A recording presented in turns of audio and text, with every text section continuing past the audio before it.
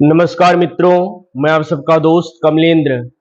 मित्रों, मैं जो बात बताने जा रहा हूं, उम्मीद करता हूं यह वीडियो आप पूरा देखेंगे। एक ऐसी प्रेरणादायक कहानी मैं आपको सुनाने जा रहा हूं, जिसको सुनने के बाद शायद यदि हम उसको मनन करें, चिंतन करें तो हमारी जिंदगी बदल सकती है। मित्र, एक कहानी मैं सुनाने जा रहा हूं।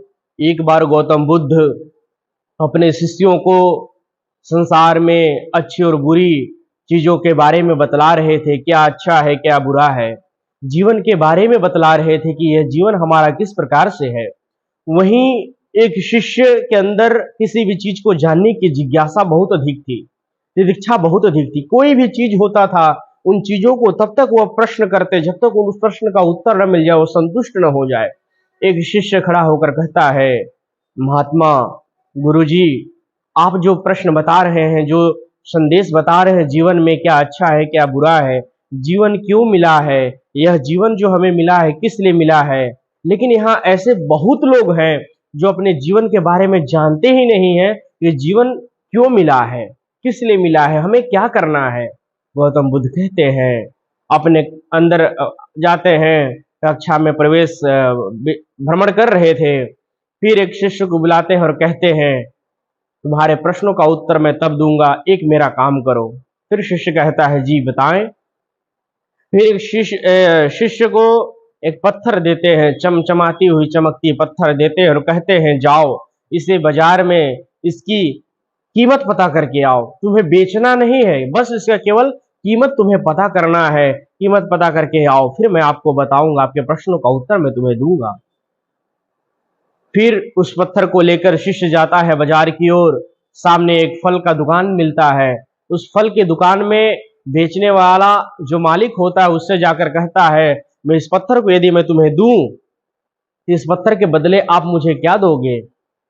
फिर वो दुकानदार कहता है, यह पत्थर तो कोई खास पत्थर नहीं है, लेकिन इस पत्थर के बदले मैं तुम्हें 10 केले दूंगा।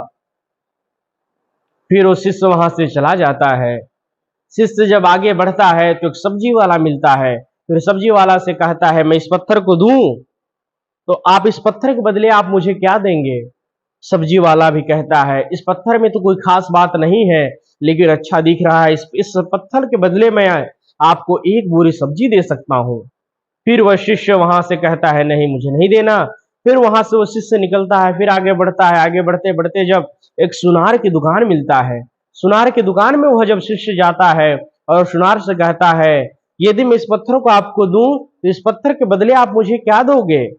फिर सुनार देखता है उस पत्थर को, चमचमाते हुए पत्थर को, कहता है, ये पत्थर की तो कोई खास नहीं, लेकिन इस पत्थर के बदले मैं आपको 100 सोने का सिक्का दे सकता हूँ। फिर वो कहता है, नहीं मैं नहीं दे सकता। पुनः सुनार कहता है, यदि 100 नहीं तो मैं आपको 200 सिक्के दे सकता हूँ। फिर वो कहता है, नहीं। फिर वहां से पुनः उस पत्थर को लेकर वहां से वो शिष्य निकल पड़ता है आगे। जब आगे बढ़ता है, आगे जाते जाते एक जोहरी हीरे की दुकान, जहां हीरे बेची जाते थे, जहां हीरे की शोरूम हुआ करता था, उस हीरे की दुकान में पहुंचता है। वहां जौहरी होता है और उस पत्थर को दिखाता है और कहता है, इस पत्थर को मैं दे दूं तो आप मुझे इसके बदले क्या दोगे। फिर उस शिष्य की बात सुनकर जौहरी कहता है, अच्छा दिखाओ। पत्थर को देखता है। फिर वो जौहरी हाथ जोड़कर उस पत्थर की परिक्रमा करता है। परिक्रमा करने के बाद उस पत्थर को प्रणाम करता है और कहता है, बालक, इस पत्थर की कीमत मैं नहीं बता सकता। इसकी जितनी भी कीमत लगाई जाए वह कम है, क्योंकि आप जानते हो यह पत्थर क्या है। बोलते, नहीं, यह पत्थर रूबी है, वो बेशकीमती रूबी है जिसकी कीमत हम नहीं लगा सकते।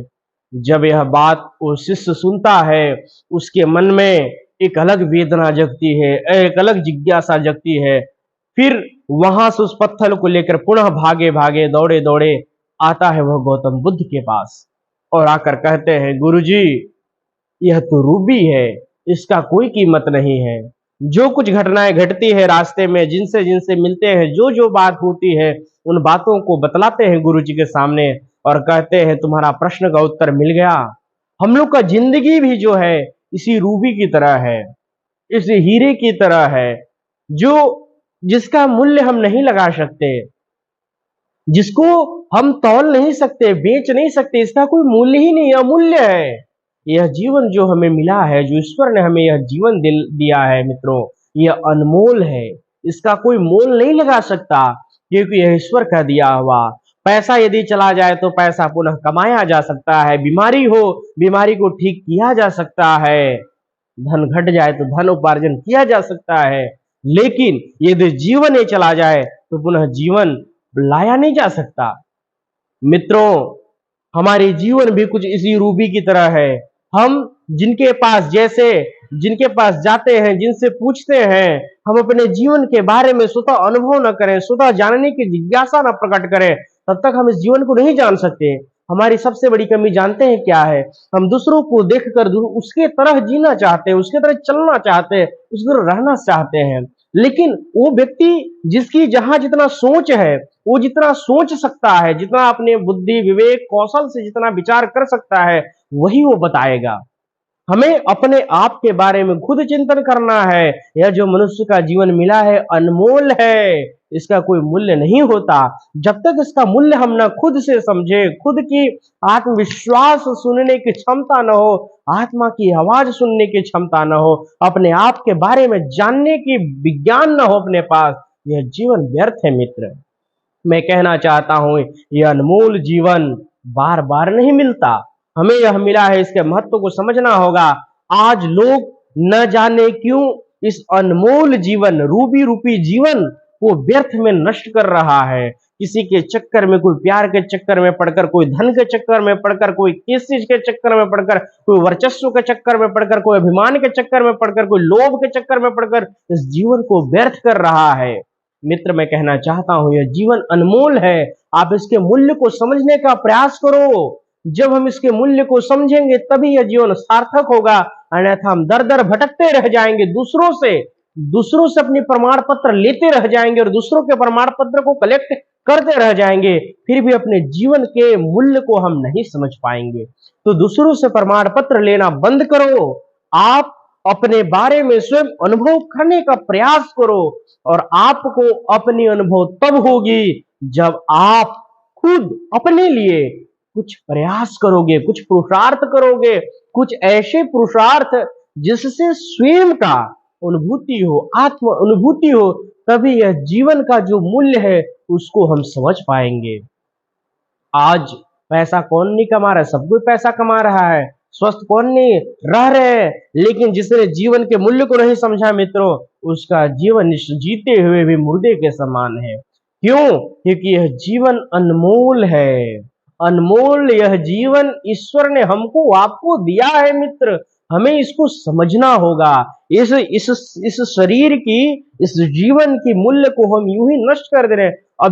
अभी का जो दौर है, अभी का जो यूथ है, अभी की जो युवा है, इश्क, मोहब्बत, प्यार, फिजूल की चीजों में इतना ग्रसित है कि वो अपने बारे में सोच नहीं पा रहा है कि मैं क्या कर रहा हूं।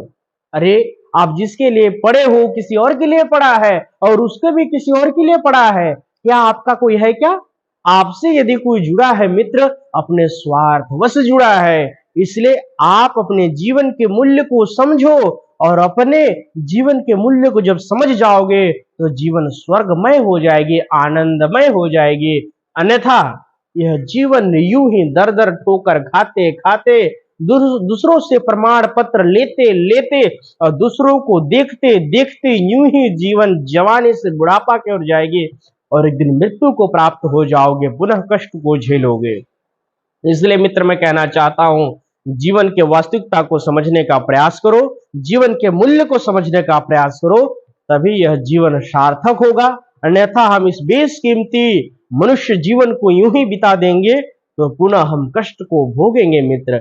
इसलिए यह कहानी आपको कैसा लगा, मेरा विचार आपको कैसा लगा, अवश्य कमेंट बॉक्स में आप बताएं। यदि मेरा विचार आपको अच्छा लगा हो तो वीडियो को अधिक से अधिक लोगों तक शेयर करें। यदि नए हो तो मेरे YouTube चैनल को सब्सक्राइब करें, इसी प्रकार के मोटिवेशनल वीडियो देखने के लिए। जय हिंद, जय भारत।